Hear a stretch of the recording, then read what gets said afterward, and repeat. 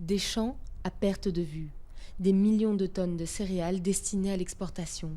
Pourtant, en Bulgarie, pays le plus pauvre de l'Union européenne, le boom de la culture céréalière n'a pas eu que des effets positifs. Selon un rapport récent, les aides européennes seraient même nuisibles pour l'agriculture traditionnelle.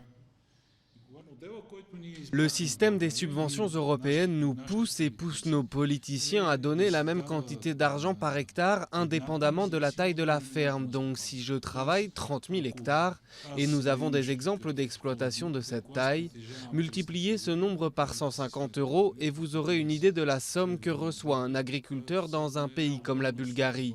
Ça fait beaucoup d'argent. Le rapport Boyoukliev affirme que les subventions ont conduit à la concentration des terres et ne bénéficient qu'à quelques agriculteurs aux exploitations gigantesques. Environ 100 exploitations, principalement de blé, tournesol et colza, recevraient jusqu'à 75% de l'aide agricole de l'UE. Mais les gros producteurs de céréales ne sont pas d'accord avec le tableau noir dépeint par le rapport.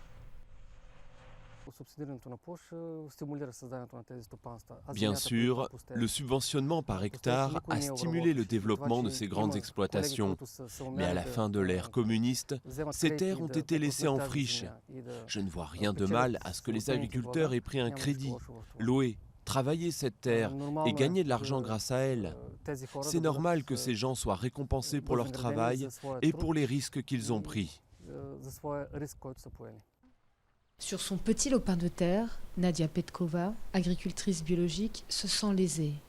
Pour elle, le système ne laisse aucune chance aux producteurs traditionnels de fruits et de légumes.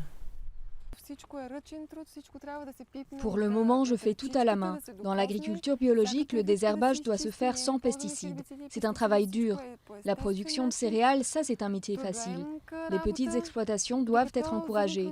Si j'utilisais des machines, j'aurais de meilleurs résultats et une qualité encore meilleure. Mais pour que cela se produise, l'État doit modifier sa politique agricole et ses priorités.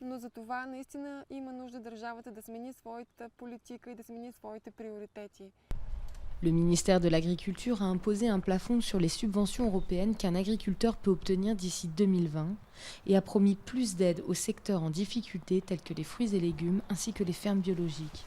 Mais les experts restent toutefois pessimistes. Les grands exploitants pourront facilement tricher en divisant artificiellement leurs terres agricoles sans que cela fasse une réelle différence pour les petits producteurs.